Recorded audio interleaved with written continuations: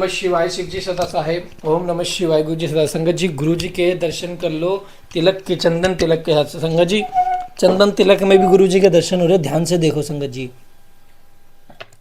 चंदन तिलक में गुरु जी के कितने प्यारे दर्शन हो रहे संगत जी, ध्यान से देखो। दोनों में ही हो रहे ना संगत जी, शिव जी के रूप में पूरे। संगत जी ये चमत्कार है इस पाठ का। देखो शंकर भगवान खुद, गुरु जी खुद स्वयं, जो कि खुद शिव अवतार हैं, खुद यहाँ पर बैठ के अपनी मौजूदगी में शिव पुराण को सुनवा रहे हैं। और संगत जी आप लोग सब सुन रहे हो तो आपको सोचो कितनी ब्लेसिंग्स मिल रही है। करवा चौथ आने से पहले पहले आपके घरों में इतनी खुशहाली आ जानी है, इतनी खुशहाली आ जानी है, आप खुद सोचोगे कि चमत्कार कैसे हो गया, गुरुजी ने कैसे सब कुछ बदल दिया। संगत जी सभी सुहागनों के लिए गुरुजी ने ब्लेसिंग्स भेजी है। सभी का सुहाग हमेशा सलामत रहेगा। महाशिव खुद आए हैं उनको ब्लेस करने के लिए। इस पार्ट को भूल कर भी इग्नोर मत करना। जिसने इस पार्ट को भूल कर इग्नोर कर दिया वो तो बहुत मूर्ख इंसान होगा। क्योंकि संगत जी शिव पुराण जैसे पार्ट को भी अगर हम इग्नोर कर रहे हैं ना तो हमसे बड़ा मूर्ख कोई नहीं है, मेरा तो ये मानना है।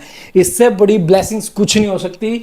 पाठ को एंड तक जरूर सुनो, हर पाठ को सुनो और अपना प्यारा सा कमेंट करके हाजिरी जरूर लगा लो गुरुजी के चरणों में। क्योंकि गुरुजी बार बार मौका नहीं देंगे, क्योंकि संगत जी गुरुजी बार बार मौका नहीं देंगे। संगत जी कहते हैं, गुरुजी जब फिजिकल फॉर्म में थे गुरुजी कहते थे कि अभी कोई नहीं आ रहा बड़े मंदिर, लेकिन मेरे जाने के बाद बहुत संगत आएगी, लेकिन उसमें से मेरी संगत सिर्फ मुट्ठी भरी होगी जो मुझ पर विश्वास करेगी। जो संगत जी गुरु जी के पाठ को इग्नोर करती है ना, जो गुरु जी को इग्नोर करती है, सत्संग को इग्नोर करती है, जो इस महान सेवा को इग्नोर कर रही है शिव पुराण को, संगत जी बुरा मत मानना, वो गुरु जी की संगत में से नहीं है। वो सिर्फ किसी लालच से गुरु जी से जुड़ी हुई है, वो कल्याण के महत्व से नहीं जुड़ी हुई। संगत जी गुरु जी गाड़ी बंगला कोठी कार तो आपको मिनट में दे देंगे, लेकिन आपके जन्मों जन्मों के जो कर्म, बुरे कर्म, पाप है, उनसे मुक्ति दिलवा के जब जो आपको चीज़ मिलेगी ना, वो हमेशा के लिए आपकी 7 पीढ़ी तक आपके पास रहेगी वो। तो संगत जी पाठ को जरूर सुने, हर पाठ को ब्लेसिंग्स है। चैनल को सब्सक्राइब कर ले और प्यारा सा कमेंट करके अपनी हाजिरी जरूर लगाइए। ये पाठ को शुरू करते हैं गुरु मंत्र जाप के साथ। ओम नमः शिवाय। शिव जी सदा सहाय। ओम नमः शिवाय। गुरु जी सदा सहाय। जय गुरु जी। जय गुरु जी। किरात अवतार के प्रसंग में मूक नामक दैत्य का शुक्र रूप धारण करके अर्जुन के पास जाना, शिव जी का किरात वेश में प्रकट होना और अर्जुन तथा किरात वेशधारी शिव द्वारा उस दैत्य का वध। नंदीश्वर कहते हैं कि मुने तदंतर अर्जुन व्यास के उपदेशानुसार विधि पूर्वक स्नान तथा न्यास आदि करके परम भक्ति के साथ शिव जी का ध्यान करने लगे। उस समय वे एक श्रेष्ठ मुनि की भांति एक ही पैर के बल पर खड़े हो सूर्य की ओर एकाग्र दृष्टि करके खड़े खड़े मंत्र जप कर रहे थे। इस प्रकार वे परम प्रेम पूर्वक मन ही मन शिव जी का स्मरण करके शंभु के सर्वोत्कृष्ट पंचाक्षर मंत्र का जप करते हुए घोर तप करने लगे।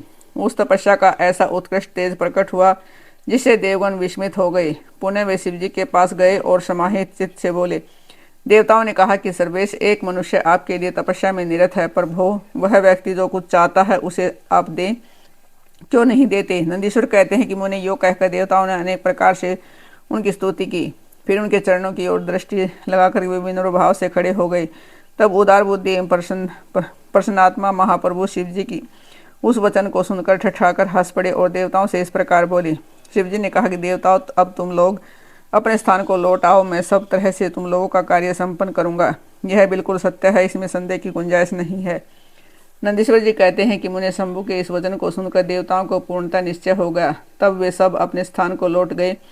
इसी समय मूक नामक दैत्य शुक्र का रूप धारण करके वहां आया। विपेंद्र उसे इस समय मायावी दुरात्मा दुर्योधन ने अर्जुन के पास भेजा था। वह जहां अर्जुन स्थित थे उसी मार्ग से अत्यंत एक पूरक पर्वत शिखरों को उखाड़ता, वृक्षों को छीन भिन्न करता था, अनेक प्रकार के शब्द करता हुआ आया।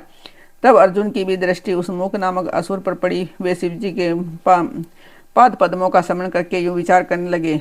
अर्जुन ने मन ही मन कहा कि यह कौन है और कहाँ से आ रहा है, यह तो क्रूर कर्मा दिखाई पड़ रहा है। निश्चय ही ये मेरा अनिष्ट करने के लिए आ रहा है, इसमें तनिक भी संशय नहीं है। क्योंकि जिसका दर्शन होने पर अपना मन प्रसन्न हो जाए वह निश्चय ही अपना हितैषी है, और जिसके दिखने पर मन व्याकुल हो जाए वह शत्रु ही है। आचार से कुल का, शरीर से भोजन का, वार्तालाप से शास्त्र ज्ञान का और नेत्र से स्नेह का परिचय मिलता है। आकार से चाल ढाल से, चेष्टा से, बोलने से नेत्र और मुख के विकार से मन के भीतर का भाव जाना जाता है। नेत्र 4 प्रकार के कहे गए हैं, उज्ज्वल, सरस, तिरछे और लाल। विद्वानों ने इनका भाव भी पृथक पृथक बतलाया है। नेत्र मित्र का संयोग होने पर उज्ज्वल, पुत्र दर्शन के समय सरस, कामिनी के प्राप्त होने पर वक्र और शत्रु के दिख जाने पर लाल हो जाते हैं। इसे देखते ही मेरी सारी इंद्रियां कुलसित हो उठी हैं, अतः यह निसंदेह शत्रु ही है और मार डालने योग्य है। इधर मेरे लिए गुरुजी की आज्ञा भी ऐसी है कि राजन, जो तुम्हें कष्ट देने के लिए उद्यत हो उसे तुम बिना किसी प्रकार का विचार किए अवश्य मार डालना था। मैंने इसलिए आयुध भी तो धारण कर रखा है। यो विचार कर अर्जुन बाण का संधान करके वहीं डटकर खड़े हो गए। इसी बीच भक्त वत्सल भगवान शंकर अर्जुन की रक्षा, उनकी भक्ति की परीक्षा और उस दैत्य का नाश करने के लिए शीघ्र ही वहां आ पहुंचे। उस समय उनके साथ गणों का यूथ भी था। वे महान अद्भुत सुशिक्षित बेल का रूप धारण करके किए हुए थे। उनकी काच बदी थी और उन्होंने वस्त्र खंडों से ईशान ध्वज बांध रखा था। उनके शरीर पर सफेद धारियां चमक रही थी। पेट पर बाणों से भरा हुआ तरकस बंधा था और वे स्वयं धनुष बाण धारण किए हुए थे। उनका गण यूथ भी वैसी ही साज सज्जा से युक्त था। इस प्रकार शिव भीलराज बने हुए थे। वे सेना अध्यक्षों का तरह तरह के शब्द करते हुए आगे बढ़े। इतने में सुअर की गुड़गुड़ाहट का शब्द दसों दिशाओं में गूंज उठा। उस शब्द से पर्वत आदि सभी जड़पदार्थ झन्ना उठे। तब उन वनेचर के शब्द से घबराकर अर्जुन सोचने लगे, ओ क्या ये भगवान शिव तो नहीं है और यहाँ शुभ करने के लिए पधारे हैं? क्योंकि मैंने पहले से ही ऐसा सुना है कि पुण्य श्री कृष्ण और व्यास जी ने भी ऐसा ही कहा था तथा देवताओं ने बाण बाण स्मरण करके ऐसी ही घोषणा की है कि शिव जी कल्याण करता और सुखदाता है। वे मुक्ति प्रदान करने के लिए मुक्तिदाता कहे जाते हैं। उनका नाम स्मरण करने से मनुष्यों का निश्चय ही कल्याण होता है। जो लोग सर्वभाव से उनका भजन करते हैं उनके सपन में भी दुख के दर्शन नहीं होते। यदि किंचित कुछ दुख आ भी जाता तो वे कर्म जनित समझना चाहिए। सो भी बहुत ही आशंका होने पर थोड़ा होता है अथवा उसे विशेष रूप से प्रारब्ध का भी दोष मानना चाहिए, अथवा कभी कभी भगवान शंकर अपनी इच्छा से थोड़ा या अधिक दुख भुगता कर फिर निसंदेह से दूर कर देते हैं। वे विष को अमृत और अमृत को विष बना देते हैं। यूं जैसी उनकी इच्छा होती है वैसा ही वे करते हैं। भला उन समर्थों को कौन मना कर सकता है? अनान्य प्राचीन भक्तों की भी ऐसी ही धारणा थी। अतः भावी भक्तों को सदा ही इसी विचार पर अपने मन को स्थिर रखना चाहिए। लक्ष्मी रहे अथवा चली जाए, मृत्यु आंखों के सामने ही क्यों न उपस्थित हो जाए, लोग निंदा करे अथवा प्रशंसा, परंतु शिव भक्ति से दुखों का विनाश होता ही है। शंकर अपने भक्तों को चाहे वे पापी हो या पुण्य आत्मा सदा सुख देते हैं। यदि कभी वे परीक्षा के लिए भक्त को कष्ट में डाल देते हैं और अंत में दयालु स्वभाव होने के कारण वे उनके सुखदाता भी होते हैं, फिर तो वह भक्त उसी प्रकार निर्मल हो जाता है जैसे आग में तपा हुआ सोना शुद्ध हो जाता है। इसी तरह की बात मैंने पहले भी मुनियों के मुख से सुन रखे हैं। अतः मैं शिव जी का भजन करके उसी से उत्तम सुख प्राप्त करूंगा। अर्जुन यो विचार कर ही रहे थे कि तब तक बाण का लक्ष्य भूत वह सुअर वहां आ पहुंचा। उधर शिव जी भी उस सुअर के पीछे लगे हुए दिख पड़े। उस समय उन दोनों के मध्य में शुक्र अद्भुत शिखर सा दिख रहा था। उसकी बड़ी महिमा भी कही गई है। तब भक्त वत्सल भगवान शंकर अर्जुन की रक्षा के लिए बड़े वेग से आगे बढ़े। इसी समय उन दोनों ने उस शुक्र पर बाण चलाया। शिवजी के बाण का लक्ष्य उनका पूछ बाघ था और अर्जुन ने अपने मुख को अपना निशाना बनाया था। शिवजी का बाण उसके पूछ भाग से प्रवेश करके मुख के रास्ते निकल गया और शीघ्र ही भूमि में विलीन हो गया था। अर्जुन का बाण उसके पिछले भाग से निकलकर बगल में ही गिर पड़ा। तब वह शुक्र रूपधारी दैत्य उसी क्षण में मरकर भूतल पर गिर पड़ा। उस समय देवताओं को मान हर्ष प्राप्त हुआ। उसने पहले तो जय जयकार करते हुए पुष्पों की वृष्टि की, फिर वे बारंबार नमस्कार कर स्तुति करने लगे। उस समय उन दोनों ने दैत्य के उस क्रूर रूप की और दृष्टिपात किया। उसे देखकर शिवजी का मन संतुष्ट हो गया और अर्जुन को महान सुख प्राप्त हुआ। तत्पश्चात अर्जुन मन ही मन विशेष रूप से सुख का अनुभव करते हुए कहने लगे, ओह यह श्रेष्ठ दैत्य परम अद्भुत रूप धारण करके मुझे मारने के लिए आया था, परंतु शिवजी ने ही मेरी रक्षा की है। निसंदेह उन परमेश्वर ने आज इसे मारने के लिए मेरी बुद्धि को प्रेरित किया है। ऐसा विचार कर अर्जुन ने शिव नाम संकीर्तन किया और फिर बारंबार उनके चरणों में प्रणाम करके उनकी स्तुति की। अर्जुन और शिवदूत का वार्तालाप की रात वेशधारी शिवजी के साथ अर्जुन का युद्ध पहचानने पर अर्जुन द्वारा शिव स्तुति, शिवजी का अर्जुन को वरदान देकर अंतर्ध्यान होना, अर्जुन का आश्रम पर लौटकर भाइयों से मिलना, श्री कृष्ण का अर्जुन से मिलने के लिए वहां पधारना। नंदीश्वर कहते हैं कि महाज्ञानी संत कुमार जी, जब परमात्मा शिव जी उस लीला को श्रवण करो कि जो भक्त वत्सलता से युक्त उनकी दृढ़ता से भरी हुई है, तदंतर शिव जी ने उस बाण को लाने के लिए तुरंत ही अपने अनुचर को भेजा। उधर अर्जुन भी उसी निमित्त वहां आए। इस प्रकार एक ही समय में रुद्रानुचर तथा अर्जुन दोनों बाण उठाने के लिए वहां पहुंचे। तब अर्जुन ने उसे डरा धमका कर अपना बाण उठा लिए। यह देखकर उस अनुचर ने कहा कि ऋषि सत्तम, आप क्यों इस बाण को ले रहे हैं? यह है हमारा सहायक, इसे छोड़ दीजिए। भीलराज के इस अनुचर द्वारा जो कहे जाने पर मुनि श्रेष्ठ अर्जुन ने शंकर जी का स्मरण किया और इस प्रकार कहा। अर्जुन बोले, वनेचर तू बड़ा मूर्ख है, तू बिना समझे बूझे क्या बक रहा है। इस बाण को तो मैंने अभी अभी छोड़ा है, फिर यह तेरा कैसे है? इसकी धारियों तथा पीछों पर तो मेरा ही नाम अंकित है, फिर यह तेरा कैसे हो गया? ठीक है, तेरा कुटिल स्वभाव छूटना कठिन है। नंदीश्वर कहते हैं कि मुनि, अर्जुन का यह कथन सुनकर भील रूपी गणेश्वर को हंसी आ गई। तब वह ऋषि रूप में वर्तमान अर्जुन को उत्तर देते हुए बोला, रे तापस, सुन जान पड़ता है कि तू तपस्या नहीं कर रहा, केवल तेरा वेश ही तपस्वी का है, क्योंकि सच्चा तपस्वी छल कपट नहीं करता। भला जो मनुष्य तपस्या में निरत होगा वह कैसे मिथ्या भाषण करेगा एवं कैसे छल करेगा? अरे तू मुझे अकेला मत समझ, तुझे ज्ञात होना चाहिए कि मैं एक सेना का अधिपति हूँ। मेरे स्वामी बहुत से वनचारी भीलों के साथ वहाँ बैठे हैं, वे विग्रह तथा अनुग्रह करने में सर्वथा समर्थ हैं।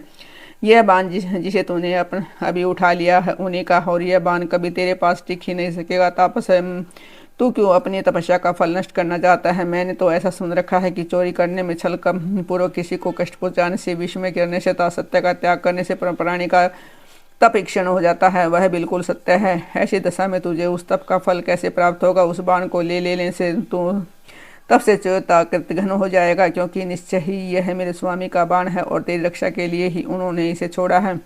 इस बाण से तो उन्होंने शत्रु को ही मार डाला और फिर बाण को भी सुरक्षित रखा। तू तो महान कृतघ्न तथा तपस्या में अमंगल करने वाला है। जब तू सत्य नहीं बोल रहा, फिर इस तापस से सिद्धि की अभिलाषा कैसे करता है? अथवा यदि तुझे बाण से ही प्रयोजन है तो मेरे स्वामी से मांग ले, वे स्वामी इस प्रकार के बहुत से बाण तुझे दे देंगे। मेरे स्वामी आज यहाँ वर्तमान है, तो उनसे क्यों नहीं याचना करता? तू जो उपकार का प्रत्यय करके अपकार करना चाहता है तथा कभी अभी कर रहा है, यह तेरे लिए उचित नहीं है। तू चपलता छोड़ दे। कि इस पर कुपित होकर अर्जुन ने उससे कई बातें कही। दोनों में बड़ा विवाद हुआ। अंत में अर्जुन ने कहा कि वनचारी भील, तू मेरी सारी बात सुन ले। जिस समय तेरा स्वामी आएगा उस समय मैं उसे उसका फल चखाऊंगा। तेरे साथ युद्ध करना तो मुझे शोभा नहीं देता, अतः मैं तेरे स्वामी के साथ ही लोहा लूंगा, क्योंकि सिंह और गिद्ध का युद्ध उपहासा शब्द ही माना जाता है। भील, तूने मेरी बात को तो सुनी ही ली है, अब तू मेरे महान बल को भी देखेगा। जा अपने स्वामी के पास लौट जा तथा जैसी तेरी इच्छा हो वैसा कर। नंदीश्वर कहते हैं कि मुनि, अर्जुन के यूं कहने पर वह भील जहाँ शिवावतार सेनापति किरात विराजमान थे वहां गया और उन भीलराज से अर्जुन का सारा वचन विस्तार पूर्वक कह सुनाया। उसकी बात सुनकर उन किरातेश्वर को मान हर्ष हुआ। तब भील रूपधारी भगवान शंकर अपनी सेना के साथ वहां आ गए। उधर पांडुपुत्र अर्जुन ने भी उस किरात की उस सेना को देखा। तब वे धनुष बाण ले सामने आकर डट गए। तदंतर किरात ने पुनः उस दूत को भेजा और जिसके साथ भरतवंशी महात्मा अर्जुन से यूँ कहलवाया। किरात ने कहा कि तपस्विनी तिनक इस सेना की ओर जो दृष्टिपात करे। अरे अब तुम बाण छोड़कर जल्दी भाग जाओ, क्यों तुम इस समय एक सामान्य काम के लिए प्राण गंवाना चाहते हो? तुम्हारे भाई दुख से पीड़ित हैं, इसलिए तो उनसे भी बढ़कर दुखी है। मेरा तो ऐसा विचार कि ऐसा करने से पृथ्वी भी तुम्हारे हाथ से चली जाएगी। नंदीश्वर जी कहते हैं कि मुनि, जब अर्जुन की सब तरह से रक्षा करने के लिए किरात रूपधारी परमेश्वर शंभु ने उनकी भक्ति की दृढ़ता को परीक्षा के निमित्त ऐसी बात कही, तब वह शिवदूत उसी समय अर्जुन के पास पहुंचा। उसने सारा वृत्तांत उनसे विस्तार पूर्वक कह सुनाया। उनकी बात सुनकर अर्जुन ने उस समागत दूत से पुण्य कहा कि दूत, तुम जाकर अपने सेनापति से कहो कि तुम्हारे कथनानुसार करने से सारी बातें विपरीत हो जाएंगी। यदि मैं तुम्हें अपना बाण दे देता हूँ तो निस्संदेह मैं अपने कुल को दूषित करने वाला सिद्ध होऊंगा। इसलिए भले ही मेरे भाई दुखार्थ हो जाता, मेरी सारी विद्याएं निष्फल हो जाए, परंतु तुम आओ तो सही। मैंने ऐसा कभी नहीं सुना कि कहीं सिंह गिद्दड़ से डर गया हो। इसी प्रकार राजा क्षत्रिय कभी भी वनेचर से भयभीत नहीं हो सकता। नंदीश्वर जी कहते हैं कि मुनि, अर्जुन के यो कहने पर वह दूत पुनः अपने स्वामी के पास लौट गया और उसने अर्जुन की कही हुई सारी बात उनके सामने विशेष रूप से निवेदन कर दी। उन्हें सुनकर किरात वेशधारी सेना नायक महादेव जी अपनी सेना के साथ अर्जुन के सम्मुख आए। उन्हें आया वह देखकर अर्जुन ने शिव जी का ध्यान किया, फिर निकट आकर उनके साथ अत्यंत भीषण संग्राम छेड़ दिया। इस प्रकार गणों सहित महादेव जी के साथ अर्जुन का घोर युद्ध हुआ। अंत में अर्जुन ने शिव जी के चरण कमल का ध्यान किया। उनका ध्यान करने से अर्जुन का बल बढ़ गया। तब वे शंकर जी के दोनों पैर पकड़कर उन्हें घुमाने लगे। इस समय भक्तवत्सल महादेव जी हंस रहे थे। मुने भक्त पराधीन होने के कारण वे अर्जुन को अपनी दासता प्रदान कराना चाहते थे, इसलिए उन्होंने ऐसी लीला रची थी, अन्यथा ऐसा होना सर्वथा संभव था। तत्पश्चात शंकर जी ने भक्त परवशता के कारण मुस्कुराकर वहीं अपना सौम्य एवं अद्भुत रूप से ऐसा प्रकट कर दिया। पुरुषोत्तम शिव जी का जो स्वरूप वेदों शास्त्रों तथा पुराणों में वर्णित है तथा व्यास जी ने अर्जुन को ध्यान करने के लिए जिसे सर्व सिद्धिदाता और रूप का उपदेश दिया था, शिव जी ने वही रूप दिखाया। तब ध्यान द्वारा प्राप्त होने वाले शिव जी के उस सुंदर रूप को देखकर अर्जुन को महान विस्मय हुआ। फिर वे लज्जित होकर स्वयं पश्चाताप करने लगे। ओह, जिनको मैंने प्रमुख रूप से वर्णन किया है वे त्रिलोकी के अधीश्वर कल्याणकर्ता साक्षात स्वयं शिव तो ये ही हैं। हाय, इस समय मैंने यह क्या कर डाला। ओह, भगवान शिव की माया बड़ी बलवती है, वह बड़े बड़े मायावियों को भी मोह में डाल देती है। फिर मेरी तो बिसात ही क्या है। उन्हीं प्रभु ने अपने रूप को छिपा कर यह कौन सी लीला रची है। मैं तो उनके द्वारा छला गया। इस प्रकार अपनी बुद्धि से बदमाती विचार करके अर्जुन ने प्रेम पूर्वक हाथ जोड़े वह एवं मस्तक झुकाकर भगवान शिव को प्रणाम किया। फिर खेन मन से यो कहा। अर्जुन बोले, देवादिदेव महादेव, आप तो बड़े कृपालुता भक्तों के कल्याण करता है। सर्वेश आपको मेरा अपराध क्षमा कर देना चाहिए। इसमें आपने अपने रूप को छिपा कर यह कौन सा खेल किया है।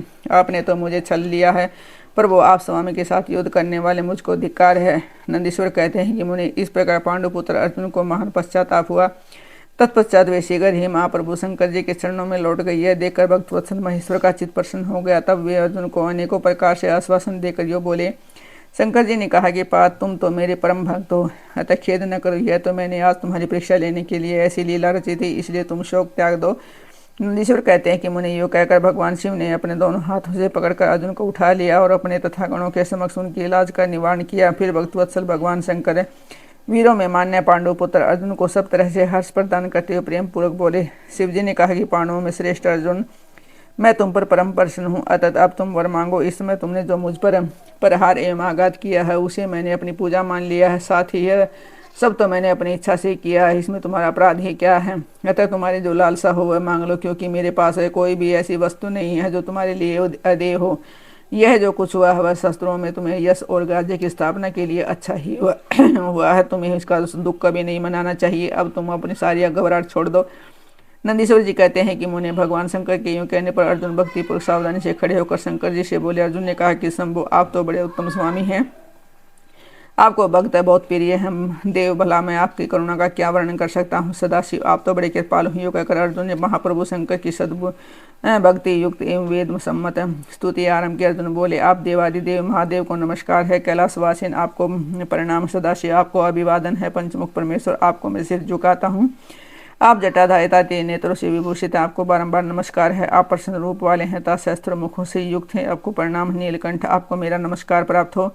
मैं सदो जात को अभिवादन करता हूँ। वामांक में गिरिजा को धारण करने वाले वृषध्वज, आपको प्रणाम है। 10 भुजाधारी आप परमात्मा को पुनः पुनः अभिवादन है। आपके हाथों में डमरू और कपाल शोभा पाते हैं तथा आप मुंडों की माला धारण करते हैं, आपको नमस्कार है। आपका श्री विग्रह शुद्ध सप्तिक तथा निर्मल कपूर के समान गौर वर्ण का है। हाथ में पिनाक सुशोभित है तथा आप उत्तम त्रिशूल धारण किए हुए हैं, आपको प्रणाम है। गंगाधर, आप व्याघ्र चरम का उत्तरीय तथा गज चरम का वस्त्र लपेटने वाले हैं, आपके अंगों में नाग लिपटे रहते हैं, आपको बारंबार अभिवादन है। सुंदर लाल लाल चरणों वाले, आपको नमस्कार है। नंदी आदि गणों द्वारा सेवित आप गणनायक को प्रणाम है, जो गणेश स्वरूप हैं, कार्तिकेय जिनके अनुगामी हैं और जो भक्तों की भक्ति और मुक्ति प्रदान करने वाले हैं, उन आपको पुनः पुनः नमस्कार है। आप निर्गुण सगुण रूप रहित रूपवान कला युक्ता निष्कल हैं। आपको मैं बारंबार सिर झुकाता हूँ। जिन्होंने मुझ पर अनुग्रह करने के लिए किरात वेश धारण किया है, जो वीरों के साथ युद्ध करने के लिए के प्रेमिता नाना प्रकार की लीलाएं करने वाले हैं, उन महेश्वर को प्रणाम है। जगत में जो कुछ भी रूप दृष्टिगोचर हो रहा है वह सब आपका ही तेज कहा जाता है। आप अच्युत रूप हैं, अन्य भेद से त्रिलोकी में भ्रमण कर रहे हैं। जैसे धूलिकणों की आकाश में उदय हुई तारकाओं की तथा बरसते हुए जल की बूंदों की गणना नहीं की जा सकती, उसी प्रकार आपके गुणों की भी संख्या नहीं है। नाथ, आपके गुणों की गणना करने में तो वेद भी समर्थ नहीं है। मैं तो एक मंदबुद्धि व्यक्ति हूँ, फिर मैं उनका वर्णन कैसे कर सकता हूँ। महेशान, आप जो कोई भी हो, मैं आपको मेरा नमस्कार है। महेश्वर, आप मेरे स्वामी और मैं आपका दास हूँ, अंत आपको मुझ पर कृपा करनी ही चाहिए। नंदीश्वर कहते हैं कि मुने अर्जुन द्वारा किए गए स्तवन को सुनकर भगवान शंकर का मन परम प्रसन्न हो गया। तब वे हंसते हुए पुनः अर्जुन से बोले। शंकर जी ने कहा कि वत्स, अब अधिक कहने से क्या लाभ है। तुम मेरी बात सुनो और अपना अभिष्ट वर मांग लो। इस समय तुम जो कुछ मांगोगे वह सब कुछ मैं तुम्हें प्रदान करूंगा। नंदीश्वर कहते हैं कि मेरे से शंकर जी के यो कहने पर अर्जुन ने हाथ जोड़कर नतमस्तक हो सदाशिव को प्रणाम किया और फिर प्रेमपूर्वक गदगद वाणी में कहना आरंभ किया। अर्जुन ने कहा कि विभो, आप तो स्वयं ही अंतर्यामी रूप से सबके अंदर विराजमान हैं, हत घट घट की जानने वाले हैं। ऐसी दशा में क्या कहूँ, तथापि मैं जो कुछ भी कहता हूँ उसे आप सुनिए। भगवान, मुझ पर शत्रुओं द्वारा जो संकट प्राप्त हुआ था वह तो आपके दर्शन से ही विनिष्ट हो गया। अब जिस प्रकार मुझे इस लोक की प्रसिद्धि प्राप्त हो सकेगी वैसी कृपा कीजिए। नंदीश्वर कहते हैं कि मुनि, इतना कहकर अर्जुन ने भक्तवत्सल भगवान शंकर को नमस्कार किया और फिर वे हाथ जोड़कर मस्तक झुकाए हुए उनके निकट खड़े हो गए। तब स्वामी शिव जी को यह ज्ञात हो गया कि पांडुपुत्र अर्जुन मेरा अनन्य भक्त है। तब वे भी परम प्रसन्न हुए और फिर उन महेश्वर ने अपने पाशुपत नामक अस्त्र को, जो सर्वथा समस्त प्राणियों के लिए दुर्जय है, अर्जुन को दे दिया और इस प्रकार कहा। शिव जी बोले, वत्स, मैंने तुम्हें अपना महान अस्त्र दे दिया है। इसे धारण करने से अब तुम समस्त शत्रुओं के लिए अजय हो जाओगे और जाओ विजय लाभ करो। साथ में ही श्री कृष्ण से भी कहूंगा कि वे तुम्हारी सहायता करेंगे, क्योंकि श्री कृष्ण मेरे आत्म स्वरूप भक्त और मेरा कार्य करने वाले हैं। भात मेरे प्रभाव से तुमने कंटक राज्य भोगो और अपने भाई युधिष्ठिर से सर्वदा नाना प्रकार के धर्म कार्य कराते रहो। नंदीश्वर कहते ही मुनि, यो कहकर शंकर जी ने अर्जुन के मस्तक पर अपना कर कमल रख दिया और अर्जुन द्वारा पूजित हो शिखर ही अंतर ध्यान हो गई। इस प्रकार भगवान शंकर से वरदान और अस्त्र पाकर अर्जुन का मन प्रसन्न हो गया। तब वे अपने मुख गुरु शिव का भक्तिपूर्वक समन करते हुए अपने आश्रम को लौट आए। वहां अर्जुन से मिलकर सभी भाइयों को ऐसा आनंद प्राप्त हुआ कि मानो मृत शरीर में प्राण का संचार हो गया हो। उत्तम व्रत का पालन करने वाली द्रौपदी को अत्यंत सुख मिला। जब उन पांडवों को यह ज्ञात हुआ कि शिव जी परम संतुष्ट हो गए हैं, तब उनके हर्ष का पार नहीं रहा। उसे संपूर्ण वृत्तांत के सुनने से तृप्ति ही नहीं होती थी। उस समय उस आश्रम में मनस्वी पांडवों का भला करने के लिए चंदन युक्त पुष्पों की वृष्टि होने लगी। तब उन्होंने हर्षपूर्वक संपत्ति दाता तथा कल्याणकर्ता शिव को नमस्कार किया और 13 वर्ष की अवधि को समाप्त हुई जानकर यह निश्चय किया कि अवश्य ही हमारी विजय होगी। इसी अवसर पर जब श्री कृष्ण को पता चला कि अर्जुन लौट कर आ गए हैं, तब यह समाचार सुनकर उन्हें बड़ा सुख मिला और वे अर्जुन से मिलने के लिए वहां पधारे तक कहने लगे कि इसलिए मैंने कहा था कि शंकर जी संपूर्ण कष्टों का विनाश करने वाले हैं। मैं नित्य उनकी सेवा करता हूँ, अतः आप लोग भी उनकी सेवा करें। मुनि, इस प्रकार मैंने शंकर जी के किरात नामक अवतार का वर्णन किया। जो इसे सुनता अथवा दूसरे को सुनाता है, उनकी सारी कामनाएं पूर्ण हो जाती हैं। जय गुरु जी, शुक्राना गुरु जी। संगत जी, आप भी गुरु जी का अनंतम शुक्राना करें, पाठ की सेवा को स्वीकार करें, हर पाठ को एंड तक जरूर सुने और चैनल को सब्सक्राइब करें, बेल आइकन को प्रेस करें ताकि हर पाठ की नोटिफिकेशन आपको सबसे पहले मिले और सबसे पहले गुरु जी के दरबार में हाजिरी लगाओ। जय गुरु जी, शुक्राना गुरु जी, अनंतम शुक्राना। जय गुरु जी।